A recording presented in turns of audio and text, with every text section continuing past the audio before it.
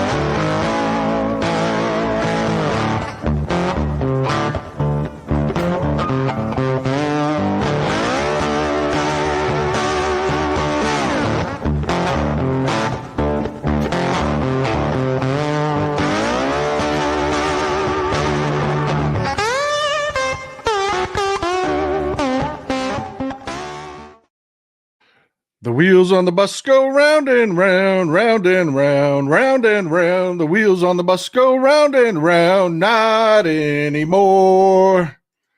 Yeah, the wheels have come off Project 2025. It collapsed even sooner than I thought it would. The Heritage Foundation has just put this poll out. They are reeling. Republicans are reeling. The Trump administration is in complete and utter chaos. And yeah, you've got this. By the way, you could feel this out, by the way. You just have to do a search for Google. It'll take you right to it.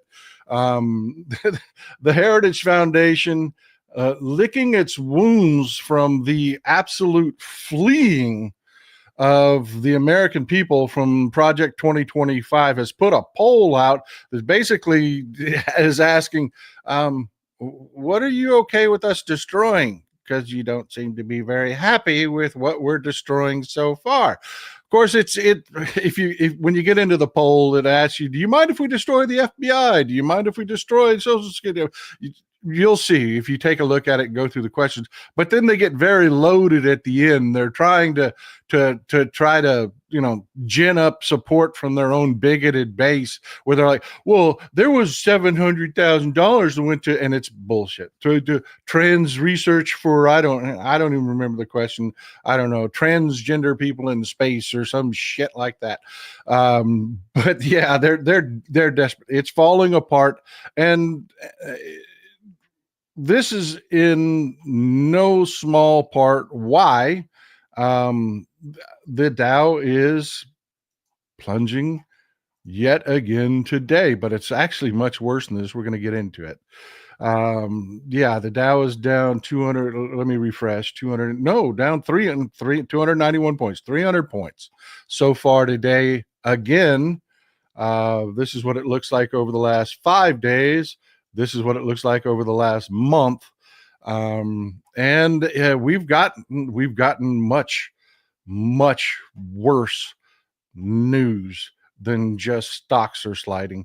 If you're a long time, if you watch the show regularly, when they first started all of this tariff nonsense. Hey, thanks for the support. Omniscient Sphinx, aka Catfish Jr. What's up, Paul? As Musk get kicked out of Doe, he needs to be thrown in the nut house. I would agree with you. I think he has mental problems, but that's just my personal opinion. I think the guy is not all there, but most of these billionaires weren't all there. Well, let's talk into some of the minutiae of what's going on, and then we'll sum it all up. Trump said this yesterday. A lot of your pharmaceuticals are manufactured overseas. These pharmaceutical companies did what every other major industry did, and they decided they could build factories overseas and make your products cheaper. So yeah, a lot of your drugs, the ones that you rely on most, have had a carve out in these tariffs. That's over. At the NRCC, the National Republican Congressional Committee meeting yesterday, Trump, it's a black tie shindig affair for Republicans to get together and smoochy smooch with corporate media and shit like that, buy, drinks and steaks and Merlot and everything for the corporate media. Yeah, he flat out said it. He said no more carve out for pharmaceuticals. So your drug prices are going to spike. They are going to spike. It's just that simple. And that's a problem, folks, because the Republicans are bleeding their core support.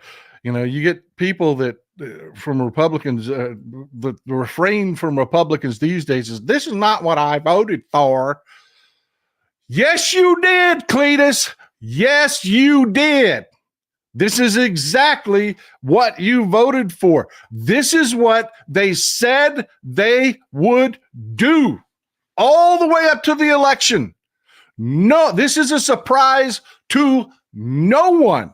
You just, like the billionaire backers of the Republican Party, constantly delude themselves that somehow this is all going to work out in their favor because they've got their bigoted fantasies about what would be great again. Oh, we'll go back to a tariff system to support our government and shut our government down, and it'll be all great. But it won't be all great because your banks will fail because you fuckers can't just conduct normal business. You must be constantly regulated. If you're not constantly regulated, you constantly sink our economy.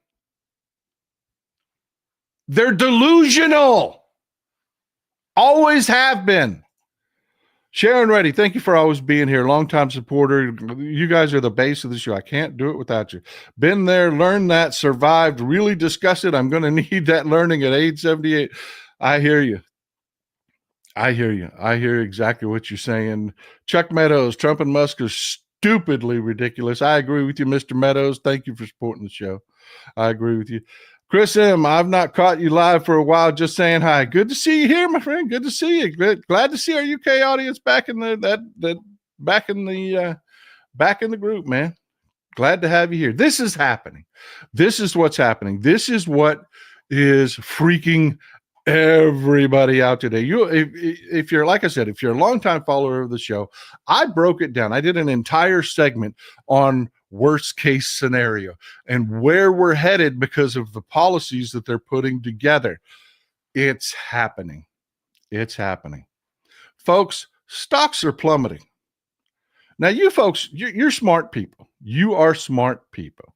You're worldly people. When stocks go down, what goes up? Now, this is an interactive show. I really interact with my audience here. You folks, we're a community. So when I ask you that, I really want an answer. Hey, thanks, Monica. I appreciate that. I'm going to read a couple of comments while you get those answers. When stocks go down, what goes up? Reflexively, what goes up all the time? There's two things that always go up when stocks go down. Sherry Foster, now you know why I don't invest in the stock market, Evan. I hear you. Peter Campbell, a wise guy once said, can't put the crap back in the horse. I may have said that once or twice. Globalization is here to stay. Not possible to source everything in the U.S. Not an economic policy. It's sabotage. I agree with you.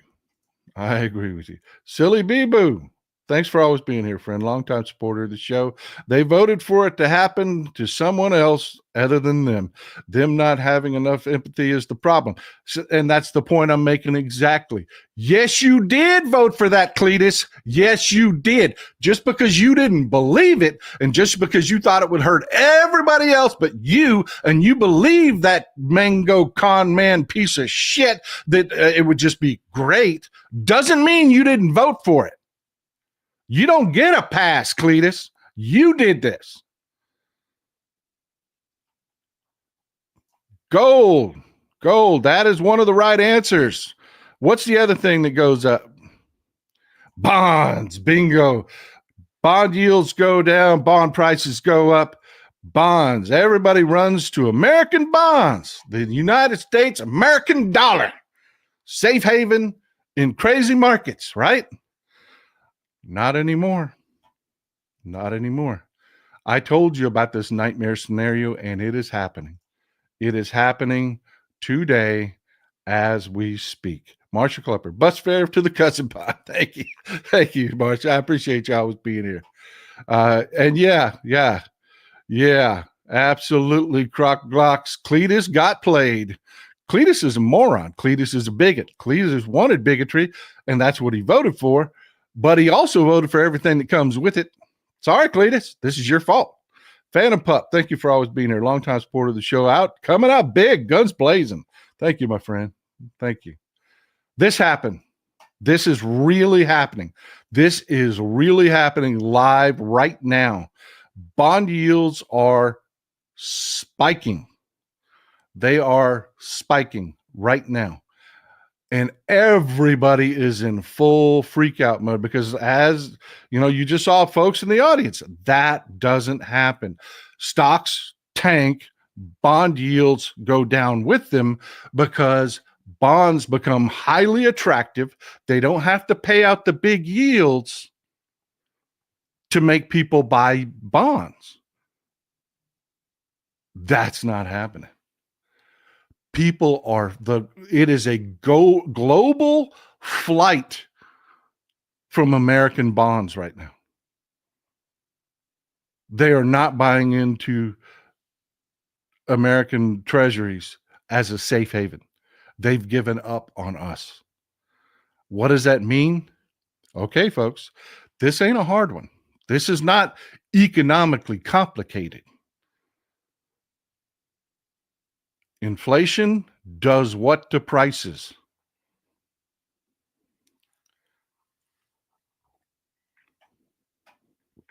Come on, folks. This is an interactive show. Inflation does what to prices?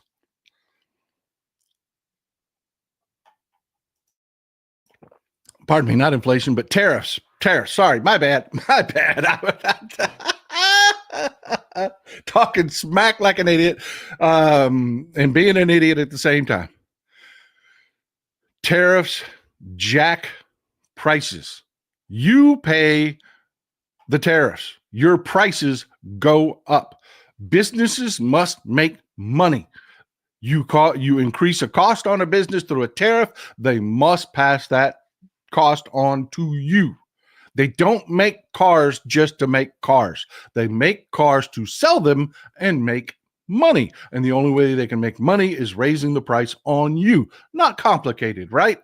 Tariffs raise prices. That is why the stock started to tumble, because they knew we were having a slowing economy. They knew that we were going to have to take actions to avert that. We were talking about interest rates were going to have to come down.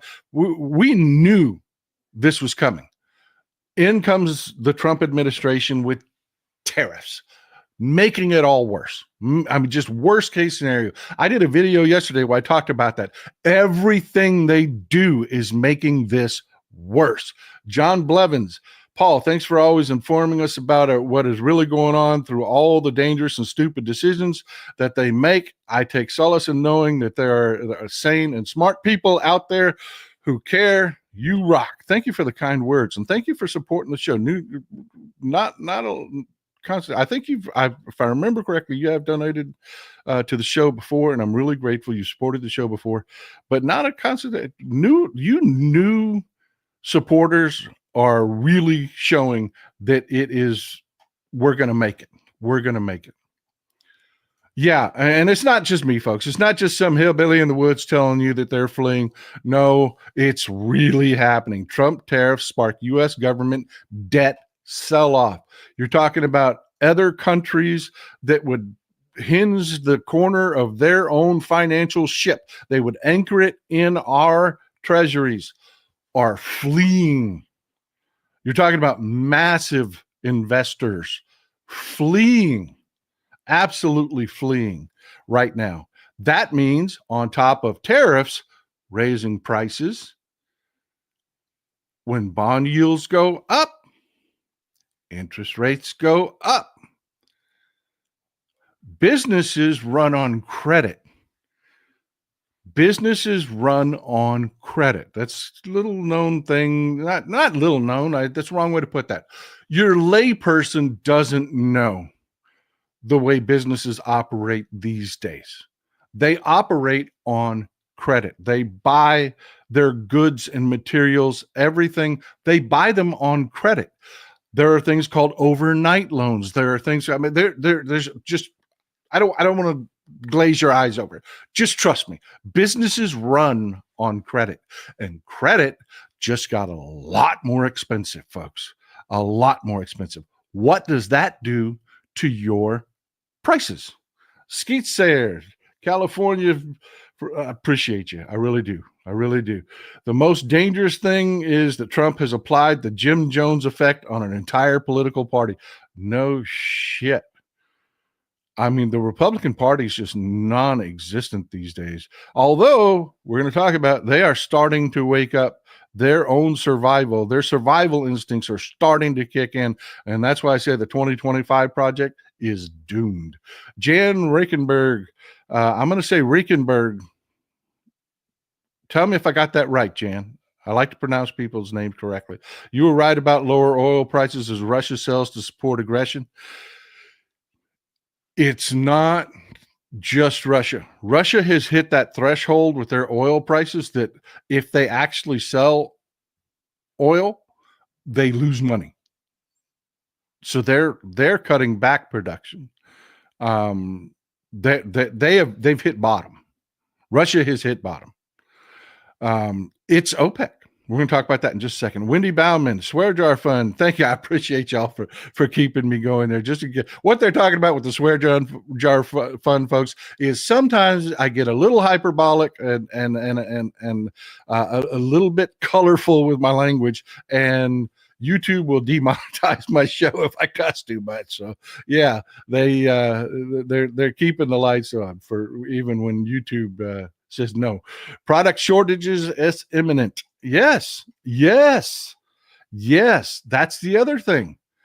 You know, it's not just the fact that they have to pass the cost of the tariffs on, it's that you've already got companies fleeing the United States already. We talked about Lindt chocolates the other day, moving to Canada. Oil prices, you know, remember what? Trump's going to give us cheap gas prices. I'm tired of paying these high gas prices when they were, you know, it's $2.20 a gallon here. What are the gas prices at where you're at right now? They've jumped up to about $2.70 here, $2.60, $2.70 here. But they're going to plummet again, folks. They're going to plummet again. It's always cheaper here, though. It's a geographical thing where I'm at. I'm literally the first stop on the pipeline. You know, it's pretty always cheaper here than it is elsewhere. I mean, you get people, yeah, like Michigan, y'all will pay $1 more a gallon. California, y'all pay, you know, up to $2 more a gallon than we pay here. But one second, mouth's getting dry.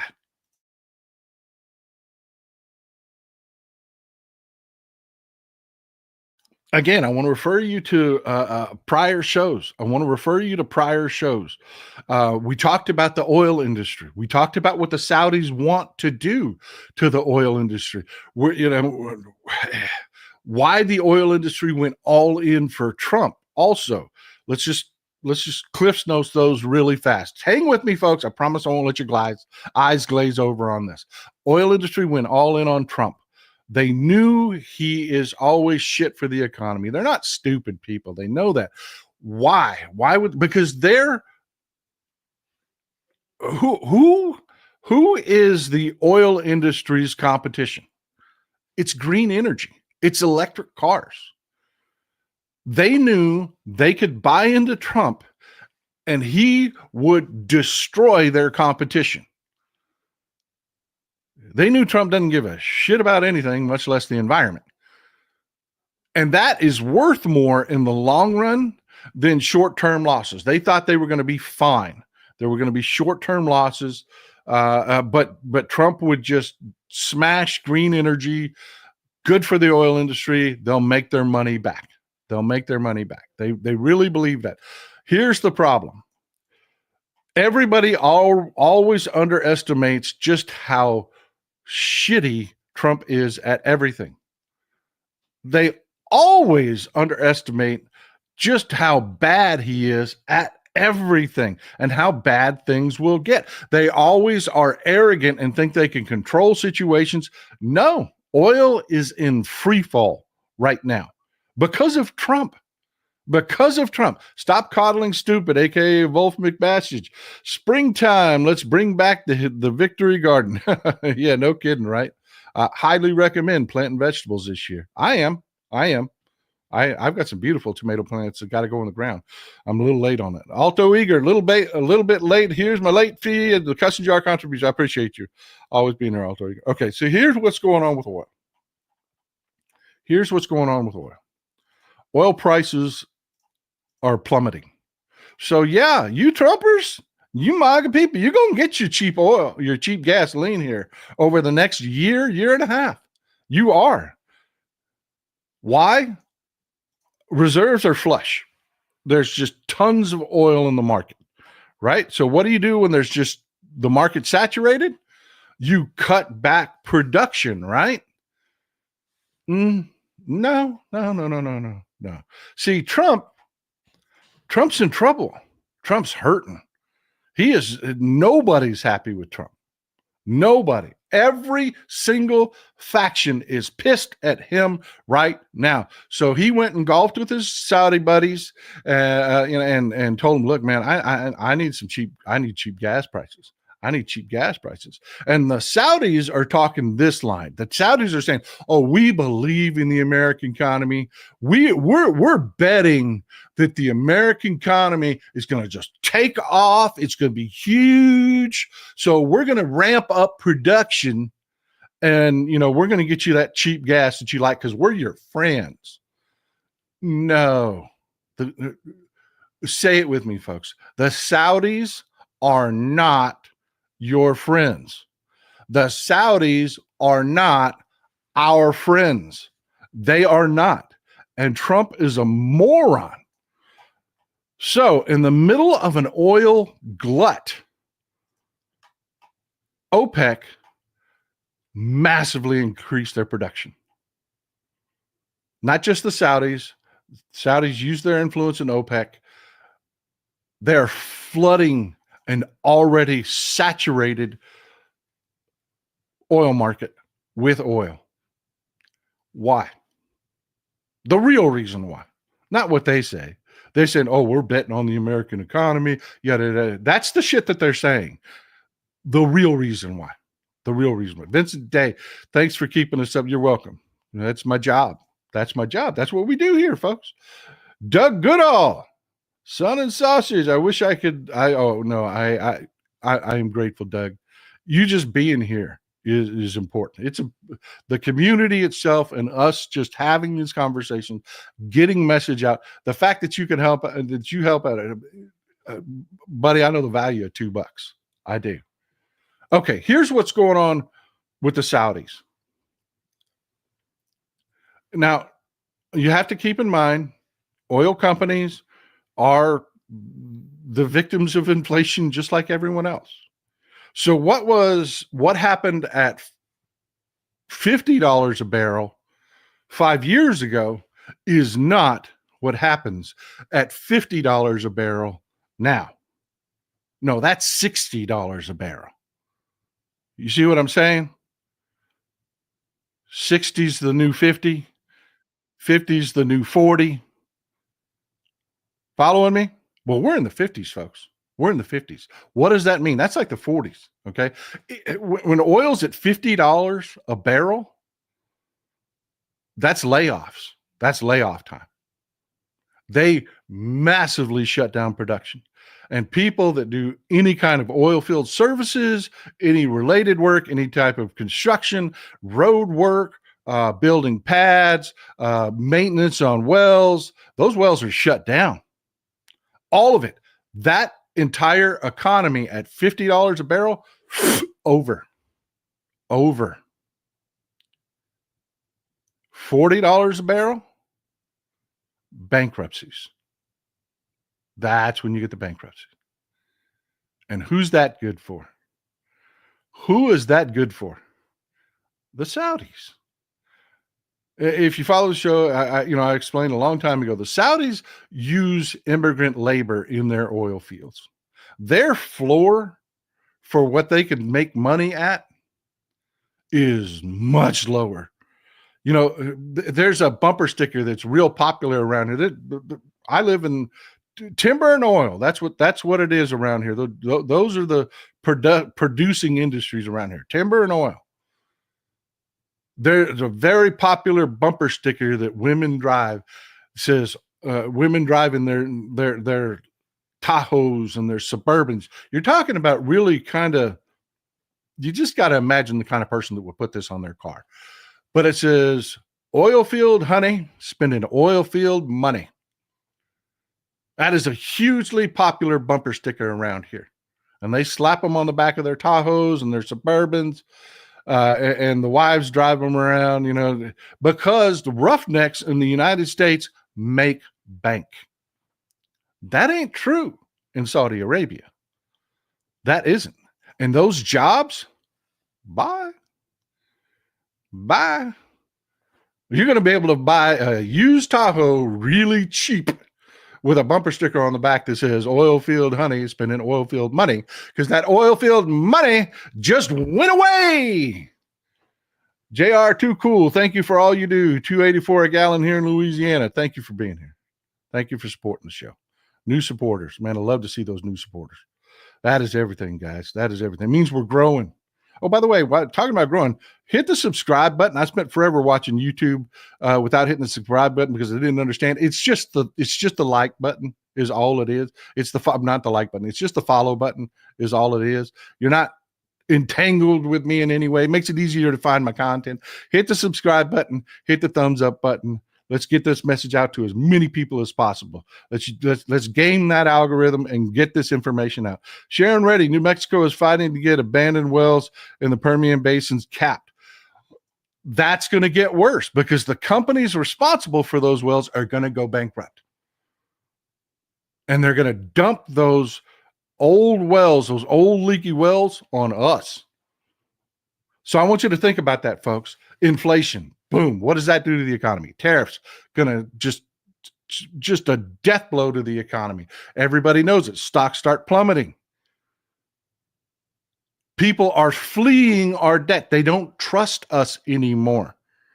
You have bonds going up the same time, bond yields going up the same time stocks are plummeting. That doesn't happen, but it's happening. Oil prices are tanking because the reserves we had massive world reserves. We're awash in oil. Oil prices had already fallen from a high of about $100 a barrel down to low 60s. It had already fallen, and OPEC just opened up the spigots. What happens? Sure, you're going to get some cheap gas, and that's the one shining light in all of this is energy prices are going to get real cheap, except everything you save at the gas pump. Folks, there's a guy goes by the name of Mr. Global 2. He's on TikTok. I believe he's on YouTube also. Great follow. He talks about these things in detail. If you want a layman's term, that's what he does. He takes complex industry information and breaks it down in layman's term. He's a great follow. He really is. Was talking about this just the other day. Why do low gas prices mean something bad for you and bad for business? Anyone remember the AI running things from Westworld season 3? Peter Thiel wants the same at Palantir, just needs the AI. He has Vance in his pocket. Yeah, I don't trust any of it. I don't. JD Christie, thank you for being here. Thank you for supporting the show, my friend. Yeah, right now, if you go hop on a cruise, cruises are dirt cheap right now. Go take a cruise. And I'm telling you, they are. You'll drive by on your way out of port on your cruise ship, tons of oil tankers just sitting low in the water because they are full of oil. They're using oil tankers for storage. We are so awash in oil right now. Cindy Keeter, thank you for supporting the show. New supporter, glad to see you here. Thank you.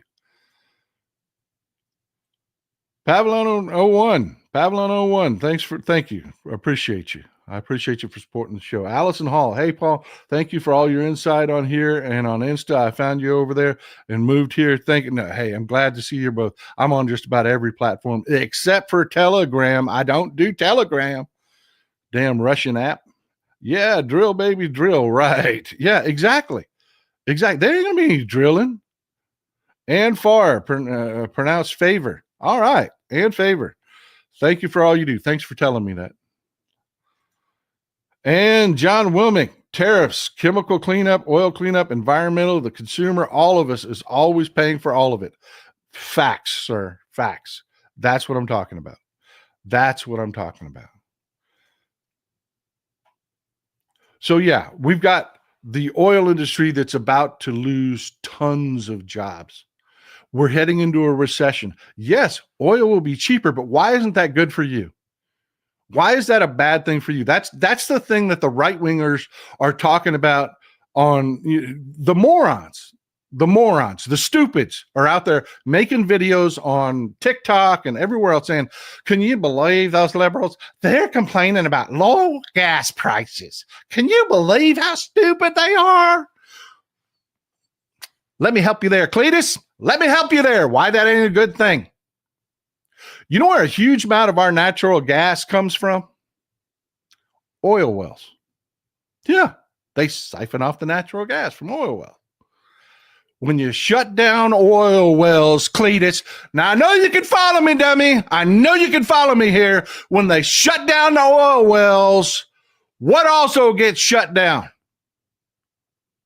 A big portion of our natural gas production shuts down.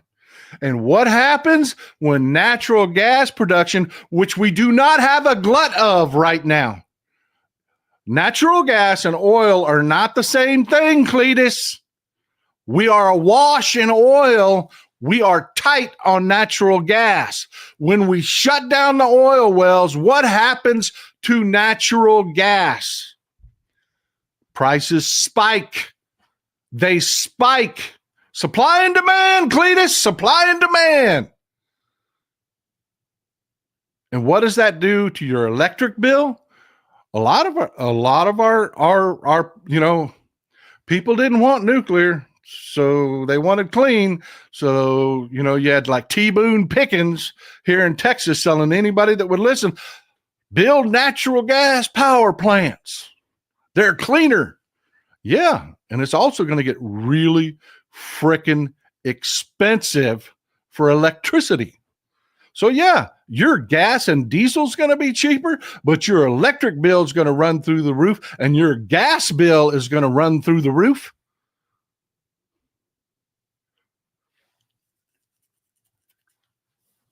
How you feeling, Cletus? God, I'm tired of stupid people.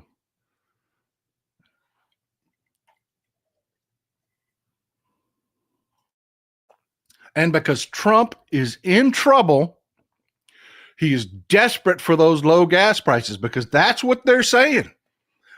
I voted for egg prices to come down, and they ain't come down but $1. $7 too high for eggs. And Republicans are hearing it. They're getting screamed at in town halls. Where's them cheap gas prices I was promised? So that's exactly what Trump and the Saudis are doing. And the Saudis are loving it. They don't believe we're going to have a great economy. They know they're going to bankrupt all of our domestic producers. Folks, it's not just Exxon out there. There are tons of medium and small oil companies out there that bring you your oil. Starting with the smalls and moving into the mediums, they're gonna go broke. And then what happens to your oil prices? In a couple years, when we, a year and a half, when we burn through these reserves and the Saudis shut the tap off and we can't produce, what happens? what happens to your oil and gas. They know. They're playing the long game. They're doing the same thing. The oil companies thought they were going to use Trump to destroy their competition, which would be profitable in the long run. The Saudis are doing the same thing. They're taking a temporary loss to destroy the American producers because they know with that competition gone, it will be just money Valhalla. They'll have to put braces up in their homes to keep the money from falling on them and killing them. And Trump doesn't care. He's he doesn't know. He's a moron. He's got pudding for brains. He falls for every influence out there. The Russians, he's just stupid. And the people around him are just as stupid. Peter Campbell, consolidating oil, food, farming, allowing the very few to own everything and set the price without any pushback. Yes, great point. Not something I was covering today. Thanks for that's why I love you people. So damn informed. You understand what's going on. Yeah, the consolidation of our farms from small farms into massive conglomerates is a problem. It's a problem, folks. It eliminates competition and puts price controls into it's just like the consolidations of grocery stores. You pay for that, and every one of these billionaire morons think they're the only person picking your pocket. They don't realize they're killing us. Veggie Owl Girl, National Grid is asking for an increase of guaranteed profit right now. People have trouble paying the gas and electric bill as it is. Yeah, the folks that know, and God, I love you people. The fact that you're in tune with that just freaking blows. Because think about the stupids out there that have no clue. And here comes Veggie Owl Girl. She knows that the folks that run our transmission lines are already seeing this. They're already going to like the Texas state government and all of the people that regulate the power industries and saying, we're going to have to charge more money. We're going to need you to raise those caps. They're already ahead of it. They know what I'm telling you. Samita Fakeda, thank you for being here. Thanks for educating the public, Texas Paul and Mrs. Our great public servants. Thank you for being here. Thank you for spreading the message. Hit the thumbs up, folks. Hit the thumbs up. But that's not it. That's not all. I keep telling you, everything they do makes this worse. Worse. I know it's counterintuitive. When you have an economic slowdown, your average Cletus dumbass thinks, well, if there's just less people here competing for jobs, it would be better. No, Cletus. No, Cletus. The immigration nightmare that the Trump regime has created has just expanded. The Biden administration created an app. Remember what they always said. Remember the bullshit story they always said. I don't have a problem with immigrants. I just want them to come here legally. And I always said, bullshit. We do everything we can to fix the system so they can come here legally. And y'all fight it. And this is a perfect example. The Customs and Border Patrol One app. It was created to streamline the process, to make it more, just more efficient. We could do background checks easier. They were literally volunteering all of their background information and everything right there on an app. We could verify it. The Trump administration just sent a notification out to everybody using the CBP One app. Go home. You're no longer welcome. You will not receive a green card. You will not receive any extension on your stay. Go home now. What does that do to the economy? Well, if you're Cletus, you think, oh, well, less people, that'd be good. No, Cletus, it's not good.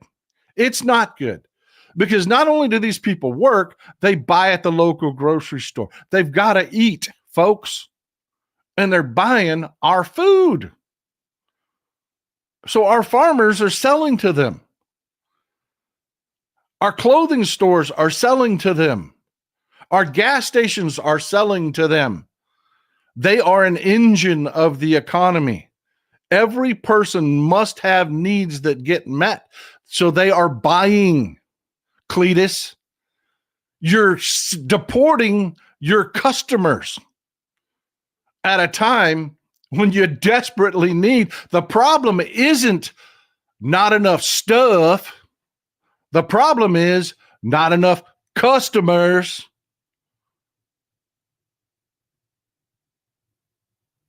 Because you're making it hyper expensive. So don't shoot yourself in the foot. Don't get rid of the customers you have. That's stupid.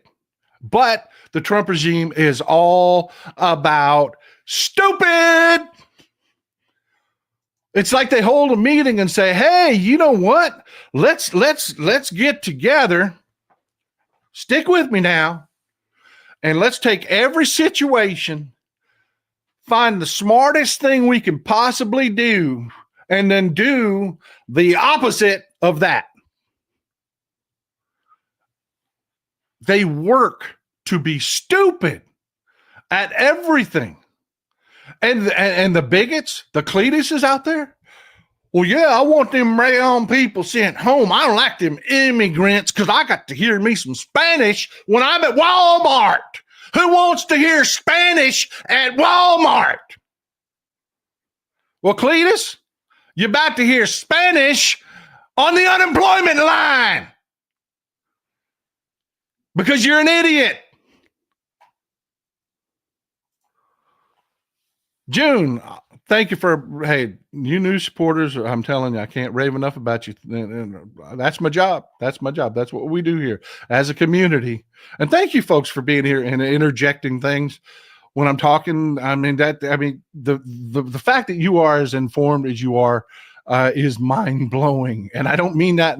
I don't mean that like I'm shocked that you're that smart. I mean that when you deal with the stupids, when you live where I live, talking with folks like you is just, you renew my faith in humanity. You really do. So, yeah. Okay. Talking about not getting rid of your customers, the tourist industry was bracing in 2024, not for problems. They were trying to figure out, when Biden was president, damn, how are we going to deal with this influx of customers? We're really going to have to think about investing in some hotels. We're going to have to get with our, Disney was talking to all of the municipalities around us saying, man, we may need some more public transit. Not anymore. They got another problem now. Not only are the world's investors fleeing us, causing bond yields to soar while stocks plummet because nobody wants to buy our treasuries, tourists don't want to come here either. We went from worrying about having enough infrastructure to support our massive growth in tourism because people kind of liked us when Biden was in the White House. We were smarter, better, kinder, decent people.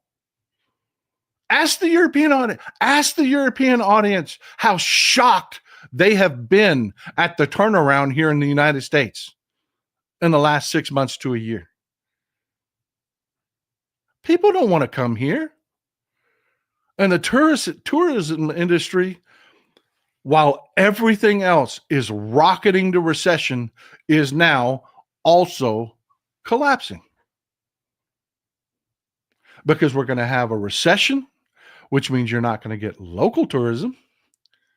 Because when people are worried about losing their jobs, they don't take vacations. And now Global tourists don't want to come here anymore. V-Man. Then Cletus takes a trip to Puerto Rico and yells at locals in Old San Juan to speak English because this is America, so speak English. Man, that particular brand of ugly American enrages me. I cannot keep control of myself if I see a situation like that. I can't. I will run up one side of I will run up one side of somebody and back down the other that says stupid shit like that. I really will. Because I love to travel. I really do. And you have to respect people. You have to respect you're in someone else's home. You're in someone else's territory. Even if it's an American territory like Puerto Rico, folks, you're in Puerto Rico. When in Puerto Rico, do as the Puerto Ricans do. Learn some Spanish. It's easy. It's not hard. Dick Gray, keep on telling it like it is, Paul. You're a national. Well, thank you, Dick. Those are incredibly kind words, and thank you for the support. I am grateful. I am truly grateful. So, yeah. Are you seeing a pattern here, folks? Every possible way they could go wrong, they're going wrong. Jeremy Breeden, I wouldn't travel here either with the risk of getting scooped up and thrown in an El Salvadorian prison. That is not an exaggeration. What Jeremy just said here, we have had several instances. We had a German band that was booked here, that was growing their international brand. They were about to be the next big thing. Flew in through Fort Lauderdale and got locked up. Germans. That's how out of control Customs and Border Patrol is. They locked up a German band. I can't remember if it was 2 days or 2 weeks. You have to forgive me. One of these folks in the audience will know. They'll know what I was talking about. But they went home. They said, screw that. We're not playing here. They just went home. Then the Democrats, they're coming out guns blazing. This is Catherine Cortez Masto. She is the Democratic senator from Nevada. She's talking to Jameson Greer, who's our U.S. trade advisor. And they're talking about this tourism problem. And I want you to listen to this exchange. Democrats have no more fucks to give. None. So what are you doing what are you doing about the impact of international tourism and now these blanket tariffs having a negative impact? What are you doing to address that? The whole sentence, Senator, said that we need to get away from government spending as funding our economy and financialization, and we need to move to real goods and services, including the tourism you're talking about. So what are you doing to impact the negative impact of tourism right now? Well, one thing I'll say is we can't have the status quo, right? I keep hearing that we should have, essentially what I'm hearing is we should have the status quo. We should keep the $1.2 trillion trade deficit that Biden left us with. I'm asking you, and I don't think that's adequate. What are you doing in this administration to address now the impact that you're having with these blanket tariffs, not targeted tariffs, blanket tariffs, on international tourism that is a big impact to our economy? What are you doing to address that? Well, Senator, as we're talking to all of these countries, we are talking about services. We are talking about making sure that, we can export services to other countries. A lot of those that we export are, well, let me say I only have so much time, and apparently you're not. So here's what I would like, because you haven't thought about this, and the administration hasn't really thought about it, because I haven't heard anybody talking about tourism.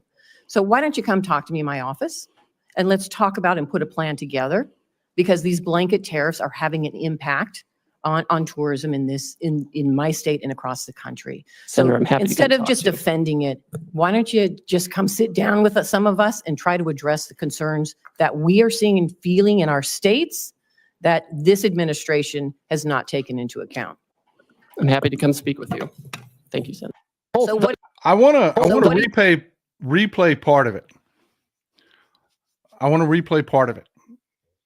Listen to what he says about government spending here. So what are you doing about the impact what are you doing about the impact of international tourism and now these blanket tariffs having a negative impact? What are you doing to address that? The whole sentence, Senator, said that we need to get away from government spending as funding our economy and financialization, and we need to move to real goods and services, including the tourism you're talking about. So now go Google after the show John Maynard Keynes.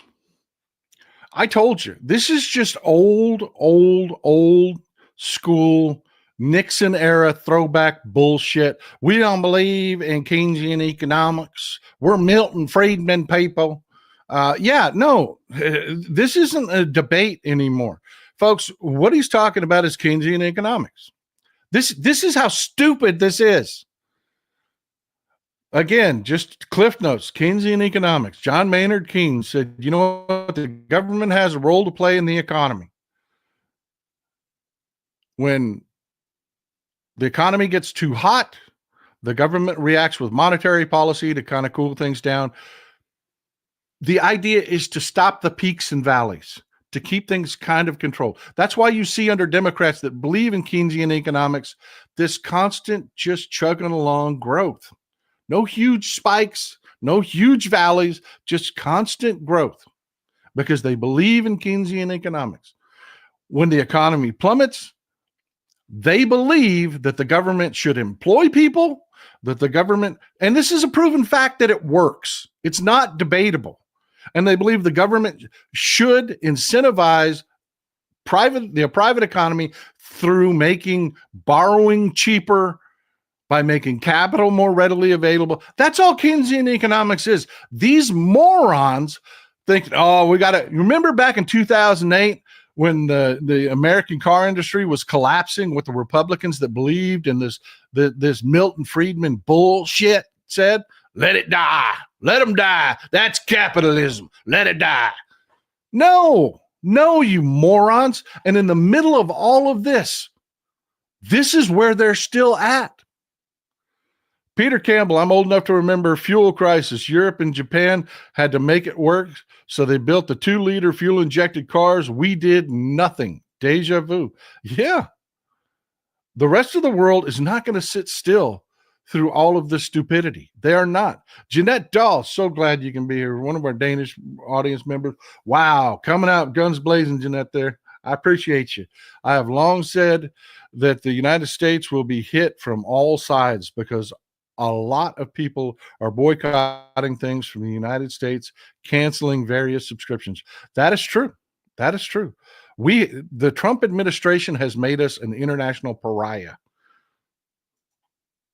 Alto Eager, a world famous MMA coach from Australia too, was detained. Yeah, this really happened, folks. Was detained and couldn't attend his sold out conference and training. The guy was an MMA trainer, was coming in. They had put together different training seminars on MMA all over they arrested him from Australia just for no freaking reason, just arrested him and threw him in jail.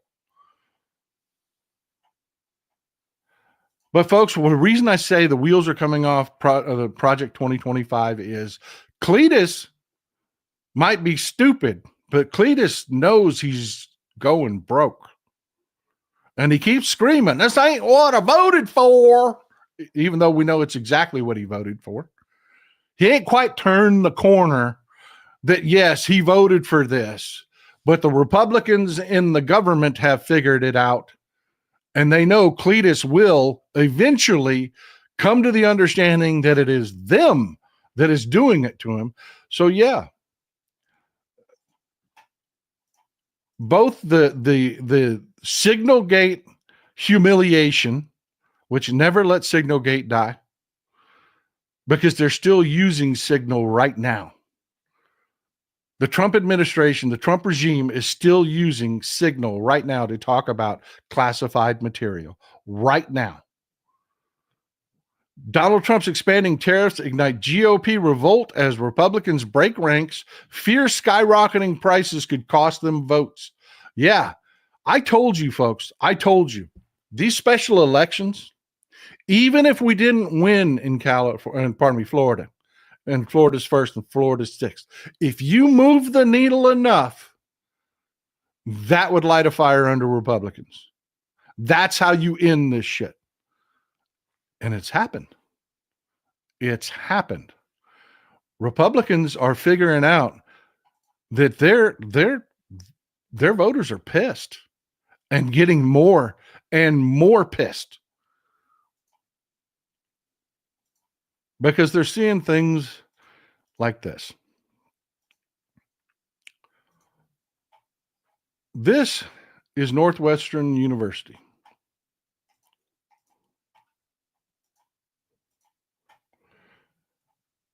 Feinberg School of Medicine, one of the best schools in medical schools in the country. They do amazing things.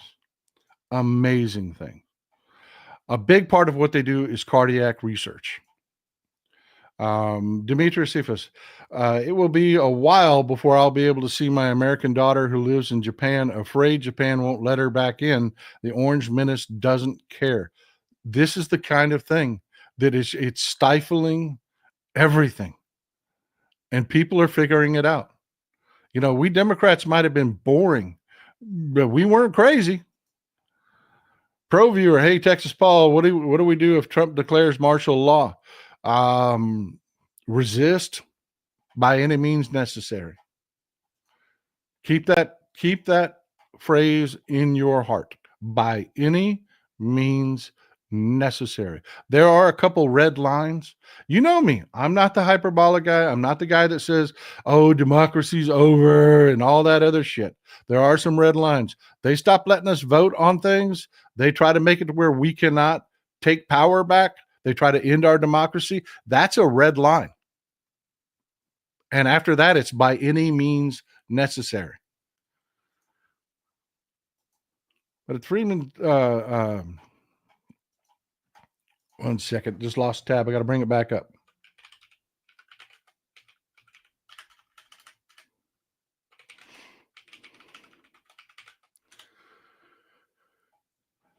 There we go. Got it back. All right. The Feinberg School of Medicine. Stick with me here, okay? I promise you, we're not going to get off in the weeds. This is going to seem like we took a right turn, but we didn't. We didn't. We've talked about the economy, the craziness, the insanity. The wheels are coming off. Yeah, all of that has happened. They're going to tariff your medication. They are screwed as far as support's concerned. But then we got stuff like this. You got the Feinberg School of Medicine, and this is the kind of research they do. They studied babies that had cardiac events. And what they figured out is that babies, when they have cardiac events and heart tissue dies, they don't get scarring in their hearts like grown-ups do. They say that's a big problem. Once you start having heart attacks, it just goes downhill from there because you get scarring in your heart, which makes it even worse. It exacerbates the problem, restricts the flow of blood, yada, yada. You see how that would work. Babies don't have that problem. Babies have what are called macrophages in their system that will take that damaged heart tissue and eat it, just dissolve it. And then through the utilization of stem cells, that will just grow fresh material without scarring.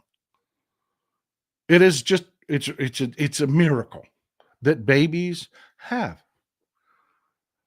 So a really smart person at the Feinberg School of Medicine said, you know, if we could get adults to do this, that would be huge. That would be a game changer. You're talking about, you know, heart disease is one of the leading causes of death in this country. You know, you get old farts like me, if they start having heart problems, man, that's it. You can start the clock. They're done. Deborah Ann, we're only 25% of the world GDP and 5% of the world's population. The rest of the world doesn't need us anymore. That is a very scary thing that a lot of people are really waking up to, is the rest of the world is saying they're sick of this shit. We cost too much. Lance Ledgerwood, you voted for this, Cletus. Now deal with it. Thank you for the support, my friend. Thank you. So what did they do? They studied that and they figured out how to make that happen. I mean, Northwestern, some of the most groundbreaking, amazing things are happening. Now, how did they do it? How did they do it? Now, you've got to understand. You got to understand.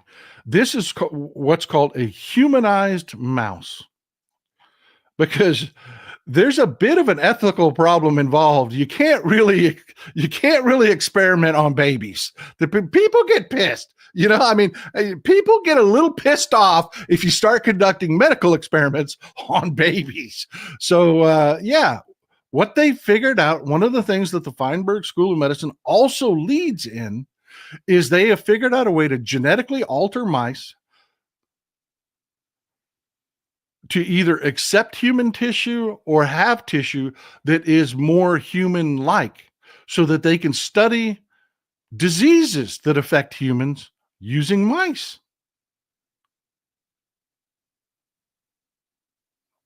This is next level brilliant shit. You're talking about cutting off, because human trials take forever. These people are next level, Mr. Jingles. Oh my God, y'all are killing me here. Yeah, Mr. Jingles.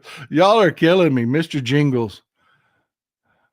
Where is it? Where'd he go? I saw it. I saw you comment. There you go. 234 Chief Jingles. That's right. Yeah. If you didn't watch the Green Mile, you may not know who Mr. Jingles is.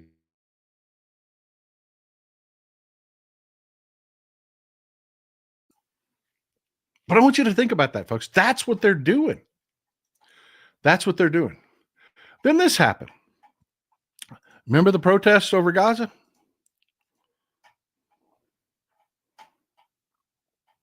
Chicago, where Northwestern University is, has a very vibrant and large Muslim community. So people turned out for those protests. Randy Oliver, Trump is reviving coal and black lung for Christmas. Yeah, no, that's what really makes me afraid. Is the next step is natural gas prices spike, and next thing you know, they're trying to burn coal again. So the protests out at Northwestern, while peaceful, they had some turnout. Northwestern University, being keenly aware, you're talking about, these are smart people, right? Said, look, we've got a big Muslim community around here. We can't come in and crack heads on these students. We've got to work with the community in which we live. So they made a deal. They said, I tell you what, y'all call it quits, because this can't go on forever. And you can see other universities are already cracking down. We've got to end this. Let's make a deal. And the protesters said, okay, we'll go home, but you leave our signs. And the university said, okay. So these signs stayed up. The protesters left, but the signs stayed. That was the deal they made. And since then, the university, and folks, this is the Feinberg School of Medicine, not the O'Leary School of Medicine, not, they also have a Jewish community. So they worked after the protests to make their Jewish students feel safer, because there was a lot of people that were just really stupid. And the backlash was just really dumb during this protest. A lot of these protests were just idiocy. So here you have Northwestern University taking the intellectual route. We've got to make our Jewish students feel comfortable. We have to, make our Muslim community feel comfortable. We have to make this work. And they muddled their way through it. They're still doing it to this day, which really pisses off the Trump administration, because, they're all about the bigotry. They're all about that deport them immigrants. And you got little Marco revoking visas and deporting people. And Northwestern University is saying, look, just let us work through this. Leave us the hell alone. Let us work through this. Christopher Daly, thank you. By any means necessary. Amen. They crossed the red lines. That is your new catchphrase, by any means necessary. And yes, I'm stealing that straight from Malcolm X. Well, the Trump administration likes them some bigotry. So what did they do? They did this.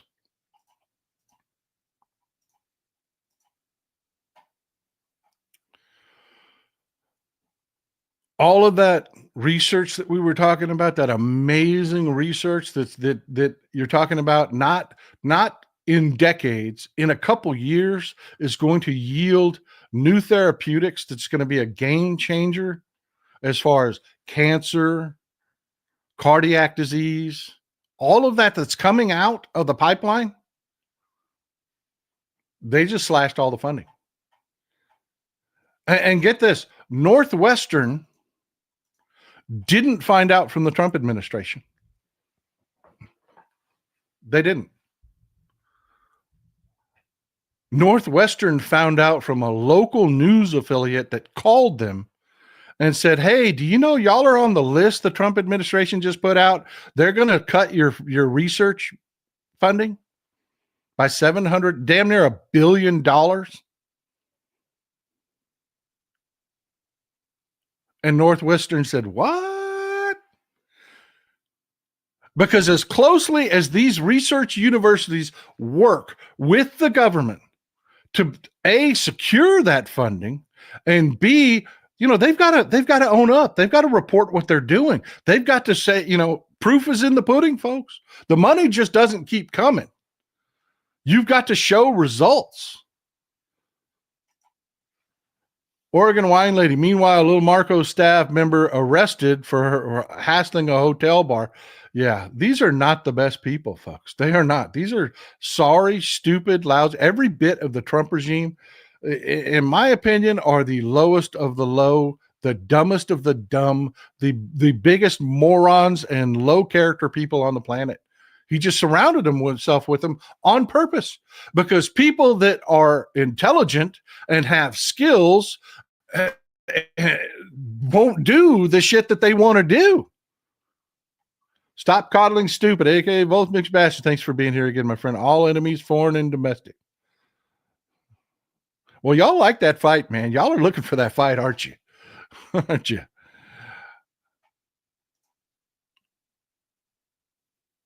But yeah, remember the conversation we had about what happens when you cut this funding?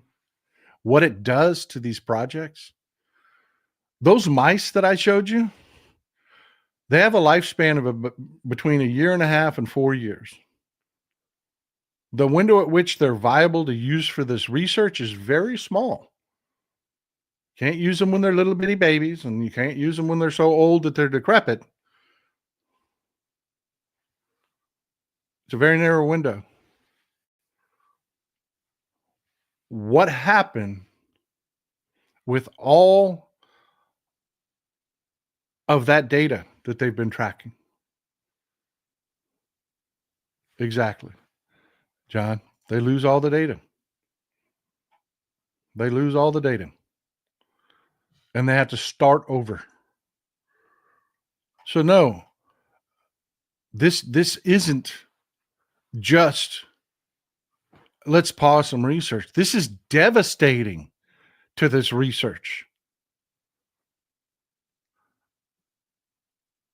And it doesn't save us money, because if you ever want to work, I mean, this is not something they're going to let go. This works, folks. We're talking about they figured out a way to help the human heart regenerate without developing scar tissue after heart attacks. Nobody's going to let that go. So the point from here to there, they're just making more expensive and to take longer.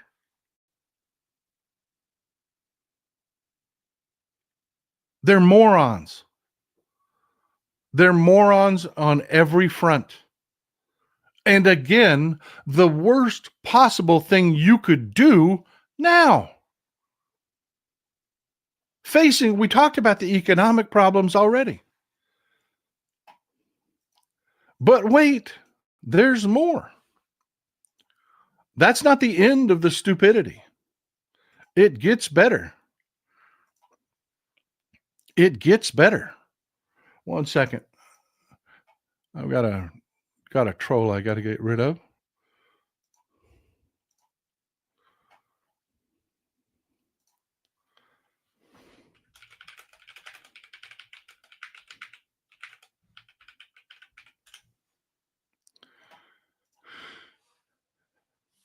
All right. But wait, there's more. This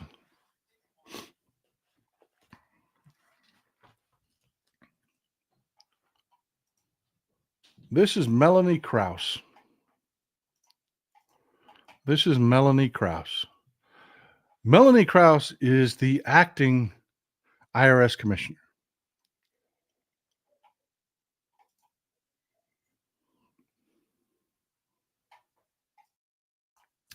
Melanie's smart. Melanie has options. Melanie has an education. Melanie has options. So when they came to her and made a bunch of demands that she felt were unethical, in which they're going to bring, the Trump administration has forced ICE into the IRS to look at your data, which is normally protected. It is. It's normally shielded. And I'm going to explain why in just a minute. When the Trump administration forced its way in, she resigned. She said, I'm not going to do it. And, you get people all the time that say, hey, what do we do, Paul? What are we going to do about this, that, and the other? This, unfortunately, is what we do. When you get good people that are qualified, that can run things, that stand up and walk out of their jobs, that is the beginning of the end. Because what's left are inept, stupid people that can't make these government functions function. And the reason, she's not the only one that's resigned. You've had 4 top-level people in the IRS resign. And again, the IRS is a nonpartisan organization. These were not Democrats that were quitting. These are people that are just skilled. One second.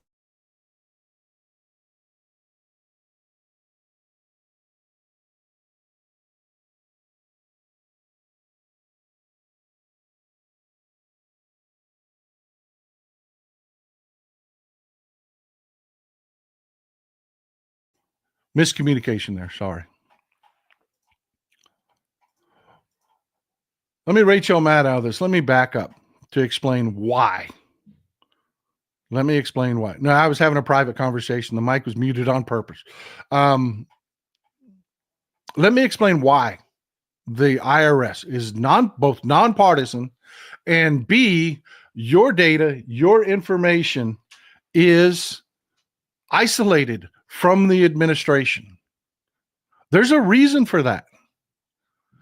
So we're going to Rachel Matt out of this shit, and we're going to jump in the Wayback Machine, and I'm going to explain why. Skeet Sayre, all of Americans' bad policies are designed to hurt black people. Too bad the rest of you are always included. $725 minimum wage, no free baby births, voter intimidation, and now your institutions.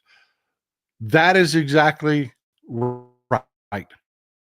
Cletus thought that he was going to get away scot-free with just being a bigot and hurting people that he wanted to hurt. And I got to tell you, folks, bigotry ain't free.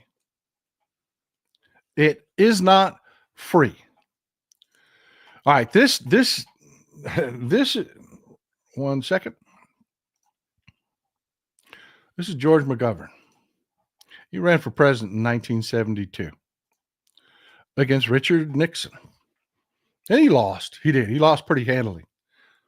He did. But Richard Nixon, he's one of these people, and I keep telling you, this is just a rehash of these are the same old bastards from the Nixon era. These old billionaires that are funding this stuff have the same mental illness, the same mental defects. Deep state, that comes from Nixon. See, Nixon believed, and it's a quote that's attributed to him. I'm paraphrasing because I'm not going to get the quote exactly right, but it's close enough to, I mean, he said the IRS is a huge bureaucracy controlled by Democrats, because their mental illness is, if there's something that exists that they cannot bend it to their will, it must be working for the enemy, the deep state. That's where all this comes from. It's a mental illness that Richard Milhouse Nixon very much had.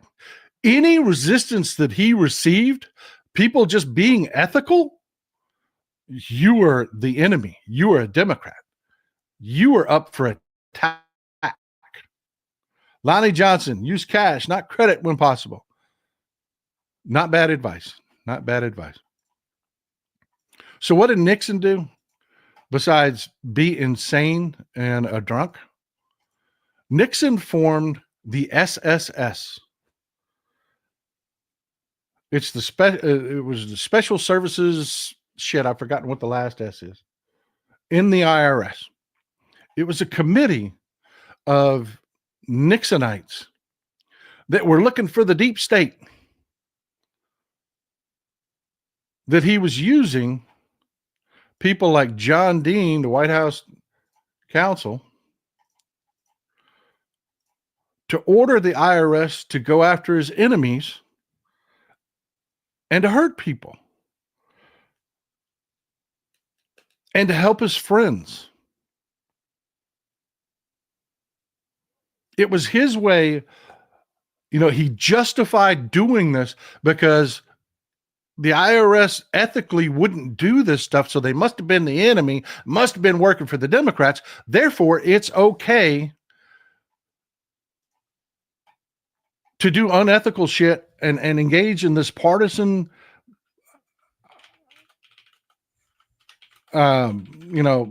witch hunt, for the lack of a better way to put it.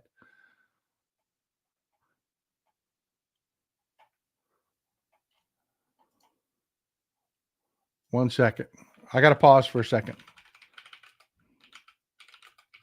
Stay with me. Don't leave. I got this. Won't take but a second.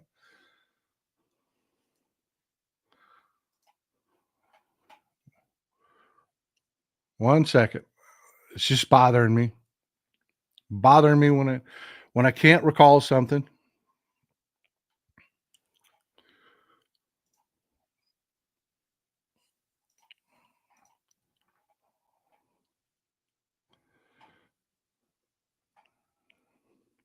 Special Services Staff, SSS, Special Services Staff. It was just annoying the shit out of me.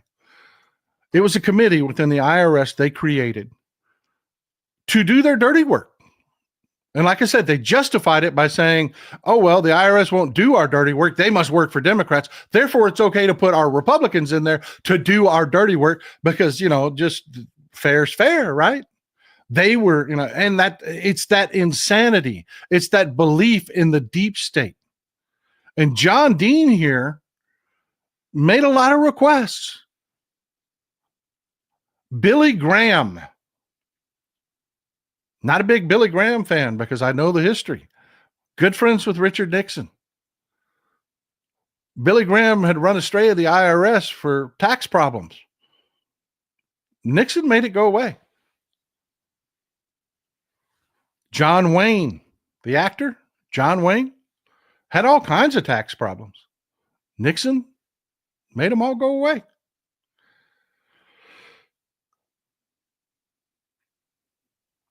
But then you had groups like the Brookings Institution that were critical of Nixon. All of a sudden, they were facing mega audits. Newsday used to be a big news operation. Newsday. Nixon is quoted in Watergate as to saying the editor of Newsday needs to start having some tax problems. And it all came to the head over this guy. This is Johnny Mac Walters. And this is one of those things that, I get frustrated with history because people think that, things are black and white. They're not black. And Johnny Mac Walters wasn't the greatest guy in the world. He wasn't. But when John Dean came to him and he said, look, we just had the election there, George McGovern, I want you to take a look at every staffer. I want you to take a look at their taxes. And he gave him a list of 460 staffers. I want you to look at their taxes, and I want to know who donated to McGovern. I want to know who the deep state is. Kind of like what we're seeing going on in the government today with like Looney Loomer walking in and getting NSA staff fired because they're not loyal enough to Trump. That same shit, that same sickness, that same insanity. Oh yeah, John Wayne had tax problems. Just about every entertainer that made a lot of money, ran into tax problems because I'm not going to lie. I'm not for this. Like a pro ball player, they get killed on their taxes. An actor, they get killed on their taxes. It's like a business. Corporations have just tons and tons and tons and tons of write-offs designed to help them reduce their taxes. People like John Wayne or any pro ball player, they get killed by the IRS. They just do. So yeah, they almost always run afoul of the IRS. They do. But Johnny Walters here said, no, I'm not doing it. That's over the line. That's too much. That is just too much. I'm not going to sit and run staffers through audits in the ringer just because they may have donated to McGovern, your political opponent. That's not how democracy works. And he's gone down in history as this white knight, which, it's more gray than that, but, he's gone down in history as this white knight because right after he said no, all of this got leaked to the press. And that was one of the things that led to Nixon. Now, remember, the Republicans were not going to just willfully impeach Nixon. They weren't. It was stories like this that were coming out in the news, one thing after another, kind of like Trump right now. It's not one thing. It's all of this together in aggregate. It's Signalgate. It's wrecking the stock market. It's bonds, people fleeing U.S. bonds. Those are the things that pile together and will finally cause Republicans to act.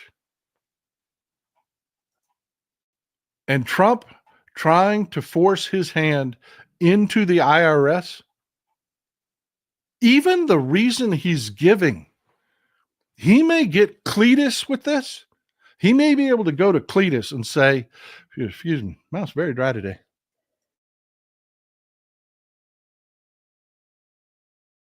He may get Cletus to go along with, hey, ICE is going to go take a look at them illegals and the taxes they've been paying, and we're going to go after their employers, and he may win Cletus over with that, but you don't win Johnny Gotrocks over with that, because Johnny Gotrocks runs a meat packing plant up in South Dakota that employs a lot of those immigrants. And no, he doesn't want their taxes to be public. So yeah, this is falling apart. I told you from the beginning, one, they're morons, and two, they can't do all the shit they want to do without hurting the people that hold their little coalition together. And it's fallen apart. It is falling apart. And now you've got just stuff that's indefensible. Even Cletus cannot defend this kind of stuff. The Supreme Court and the corporate media, and I don't really consider the BBC to be corporate media, but even they're kind of getting this wrong. U.S. top court allows Trump to use wartime law for deportations. That isn't exactly what they did. It's not. What we had happen was the Supreme Court told the ACLU on Monday. It said, look, ACLU, you brought this case over these migrants in the Washington, D.C. court. That's not where the case should have originated. You have no standing in D.C. You needed to file this case in Texas. I know the policies come out of D.C., but where the rubber meets the road is in Texas. You go back to Texas and refile your lawsuit. That's what the Supreme Court said, which was really just a way of kicking the can down the road to buy the Trump regime more time because everything is imploding right now. But that's what the ACLU is going to do. They're going to refile in Texas.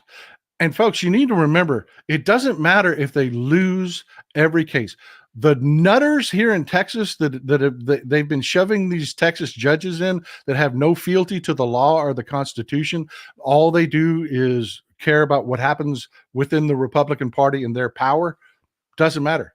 They can rule against the ACLU at every step of the way because the ACLU can keep appealing it and has the resources, thanks to people like you, to keep repealing it until it comes out of Texas's hands, goes through the appeals court, and back to the Supreme Court, where the Supreme Court has said they have standing.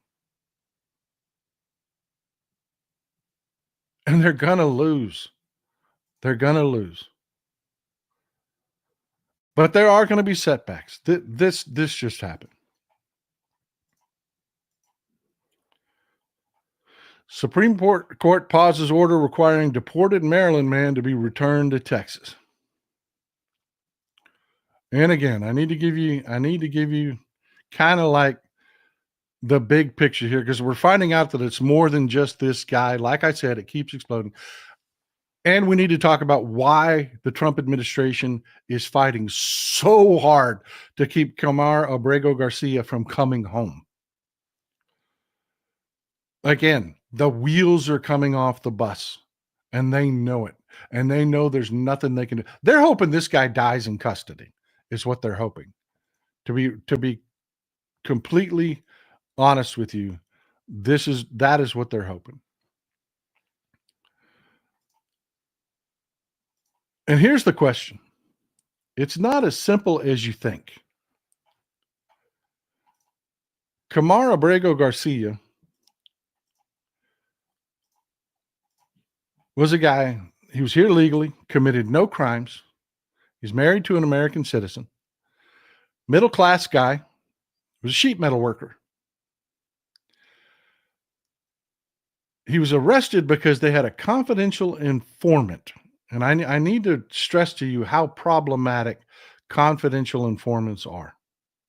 And to give you some idea how this is from the law enforcement publication from the IACP, talking about how playing loosey-goosey with these confidential informants, not only will it blow up your case, it'll blow up your entire municipality and your entire agency, because they've gotten so loosey-goosey and out of control and abusive with these confidential informants that the courts are losing their shit over it. See, here's the thing, okay? I work outside, and when I work outside, I carry a bandana. And I got a deal on a bunch of green bandanas. So I carry green bandanas. I'll be driving around in my truck with one of these in my back pocket. I also ride a Harley. So what all the government needs at this point, because, yeah, they're talking about deporting American citizens. White House floats deporting U.S. citizens. They really said that. They're really trying to figure out how to make that legal. So my friends in Norway, my friends in Germany, my friends in Ireland, I may come to see you sometime. They're really saying that they're going to try to deport United States citizens to other countries. But let me tell you how flimsy this whole Kilmar Abrego Garcia thing is. Ryan, thanks for being here. Plaintiffs have to file separately habeas motions in deep red districts with Trump-appointed judges. I don't see any of them winning. I just don't. Yeah, it's going to be difficult. It's going to be different. This is not going to be an easy fight for us. It isn't. But there's a reason they don't want Garcia coming home, and I'm going to explain that in just a minute. But stick with me. So I'm riding around on my Harley with my green bandana in my pocket. All it takes is for some Republican dickhead to get together with a piece of shit cop, and they're out there, to say, oh, Texas Paul, he's an armed and violent gang member. He's a biker. Yeah, I know it. I seen it. He's armed. He's armed all the time. Yeah. He's dangerous.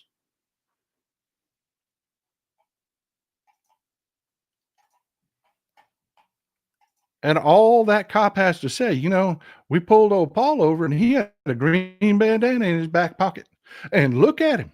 He's a middle-aged white guy with facial hair, rides a Harley Davidson with a green bandana in his pocket, just like the Vagos wear, just like the Vagos carry. Vagos Motorcycle Club, by the way, is known for doing their California club. And that's important to this whole story. I'm in Texas, they're in California. But that cop could say, oh, look, man, middle-aged white dude, facial hair, riding a Harley Davidson, carrying a green bandana. I got a confidential junkie informant trying to save himself some jail time that suddenly named old Paul. Wink, wink. Cut you off a little time if you just say, you ever seen this guy? You ever seen this guy with them criminals? Oh, this guy. Oh, yeah, that guy. I see him all the time. Doesn't matter if it's true or not. They just need a CI to say it. And yes, they lead their CIs. That's what that whole article was from the International Association of Chiefs of Police is, stop doing that shit. Because that's all it takes. And now the government is saying we want to deport citizens. That's all it would take. And if you think I'm kidding, if you think, oh man, Paul, that's a stretch, man, that can't happen. That is exactly what happened to Kilmar Abrego Garcia. That is exactly what happened. They had a confidential informant. And I have to tell you, it happens. Police will sit down and they will hold up pictures. Seen this guy? Wink. Seen this guy? Wink. Seen this guy? Wink. And with every person that confidential informant, that junkie says, oh yeah, that guy, he's Trinidad.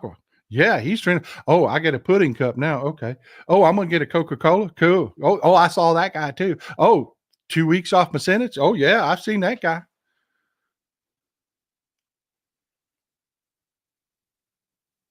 Then they arrested Mr. Garcia, and he was wearing a Chicago Bulls hat and sweatshirt. And they said, oh, that Trinidad, they wear them. That's a gang identifier. There's only one problem. It's a gang identifier for a gang in New York. But in Maryland, where they arrested Garcia, who again, middle-class guy, no job, no arrest record, no criminal history, married to an American citizen, sheet metal worker. Him, it just means you're a Bulls fan. That's all it means. Kind of like me with my green bandana here in Texas. But they could say I'm Vagos, right? It's the same exact thing. That gang that affiliates with those gang colors don't operate in Maryland.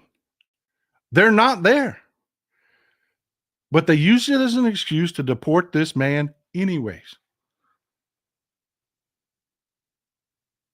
Obviously wrong. And they've admitted so in court. We got it wrong. We got it wrong.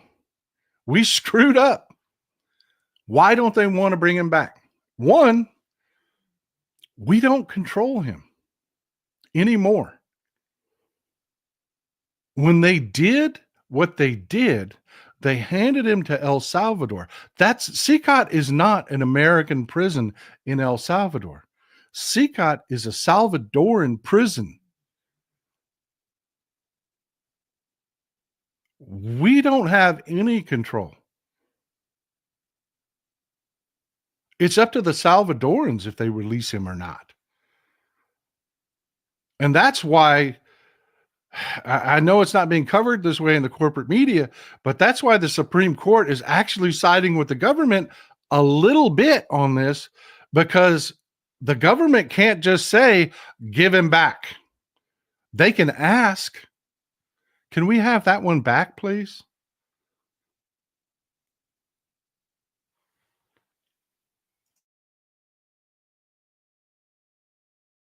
But they don't really want him back. They want him to die in prison. I'm going to tell you that. That's what they want. And right now, I would not be surprised if someone somewhere isn't paying some of those damn gang members that are really gang members to kill him while he's in that Salvadoran prison, or a dirty guard or something like that. Because if Garcia comes back here, he will sue the Department of Justice for a violation of his rights, and he will win. And when he sues, it's not the money. That's not what they're afraid of.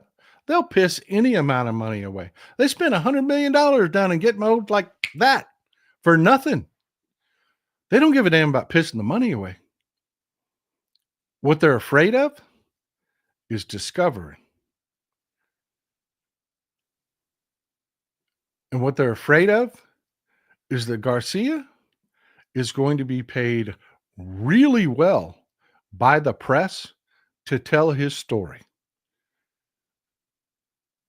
And we're going to find out just how dirty, just how much of a junkie they're using.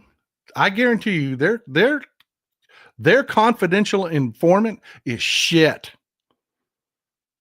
He is shit. He's got serious issues. And that's going to come to light. And they don't want that. They don't want the American people to see that they are stripping due process away from 75% of the people they have deported had no criminal history at all. They weren't arrested for crimes. They weren't. This wasn't Tren de Aragua. And Garcia is the linchpin for those cases that will go forward. He has standing. And they know their communications will be demanded in court, and they will see the light of day. You will hear just how bad they are. The American people, Cletus, will hear just how bad they are. And you will see Kilmar Garcia on your television talking about being raped in prison, beaten in prison, abused in prison because he was an American. You will hear him talk about how he had a good union middle-class job. Nice house, by the way. You can see they've actually doxed the guy. He's got a nice middle-class house. He had a new truck I'm sure he was very proud of that they arrested him in. He was a sheet metal worker. You know, the American dream, man. Skeet Sayer, if you want to understand how dangerous this is, watch Ruby Freeman's January 6th testimony. That's what they're afraid of. That's why they don't want him to come back. The world is imploding around the Trump regime. They're wrecking our economy. They're blowing up our oil industry. The billionaire broligarchs have turned against them. Warren Benson, there's a great song called Hurricane by Bob Dylan about a falsely imprisoned boxer that Hurricane Carter, the right wing hated out of fear, similar to Mr. Garcia. I love the fact that you folks are so involved, that you would bring up Hurricane Carter in the middle of this. I love that, man. I love that. Don Hubert, thank you for supporting the show. E.T., my man, especially if they want to send more there, they can't piss them off. Yeah. They don't want to admit, one, that this is not an American prison. Too many people have the misconception that we have some authority there. We don't. We can't say who comes and goes. We cannot say, send that one back. We have to ask. And if El Salvador decides they'll release him, we might get him back. Barb Haynes, hi, Texas Paul. Can the ICC get involved in the International Criminal Court? It may end up there. It may end up. It might. It might end up in The Hague before we're all over. But yeah, the ACL, thank God, because you folks support the ACL. I know some of the cases that they fight will make your blood boil. I know that. I have seen some of the cases, but I thank God every day the ACLU exists. Every day. But they desperately do not want him to come back. They do not want him to testify to the fact that, yeah, I was wearing a Bulls hat because I'm a Bulls fan, period. They don't want anybody pointing out the fact that, no, the gang they accused him of being affiliated with that wears Bulls regalia as an identifier don't even operate in Maryland, and they knew it. Because it opens the book up to just what idiocy is running ICE right now, how badly they are run, how stupid these people are. Tom Homan is a moron. He is a loudmouth, fat-ass moron. If you had to go to court and your freedom, you were part of this administration, and you're, I don't know, Pam Bondi or Kristi Noem, you do not want Tom Homan on your side. He's not an asset. And they know it. They know they're screwed. And that's why they desperately do not want Garcia to come back. Because you're talking about a news cycle that goes on for months and months when they're already just totally politically, absolutely wiped out. It looks like the Dow is struggling today. It might break even today. Maybe. But yeah, I mean, there is no quick fix for this economy. The wheels have come off. Republicans have figured out, okay, this is going to hurt me. I'm not going to survive this. This isn't going to work. You've got the Heritage Foundation saying, hey, do me a favor. Tell us what we can hurt. You're obviously upset. Tell us what we can hurt and not upset you. They're pissing off the broligarchs because they promised a lot. They promised a lot that they cannot deliver, not without screwing over their own constituents and losing their own job. These tariffs on medications, that is going to be a huge hole in the boat. It is one thing after another, after another, after another. And we can't let up. We cannot let up. And we sure as hell can't afford any circular firing squads right now. No circular firing squads. I don't care about your opinion of Chuck Schumer. I really don't. You have Democrats out there across the gambit, across the spectrum. I mean, you got Catherine Cortez Masto out there doing the work, calling the Trump administration out. You know nothing about this. You're just repeating talking points. This is stupid. If you want to have some idea how to do your job, come to my office and I'll tell you.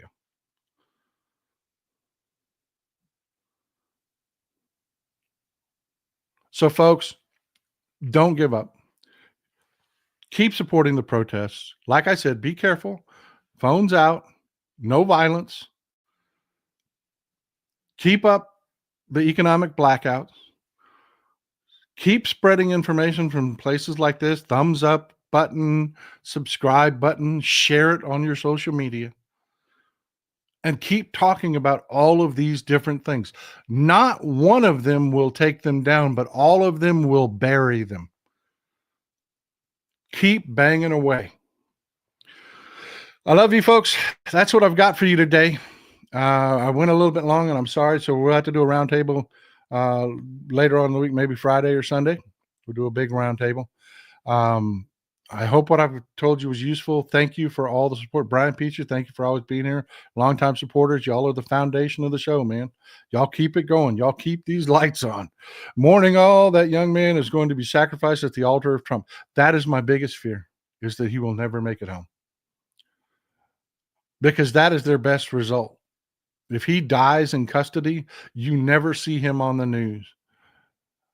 The court cases are blunted. We need to get him home. We need to get him home. It will expose just how bad this system is, and your idiot uncle and your idiot MAGA cousin will not be able to argue it. They will not be able to argue it. I love you, folks. Enjoy some Texas cities at night.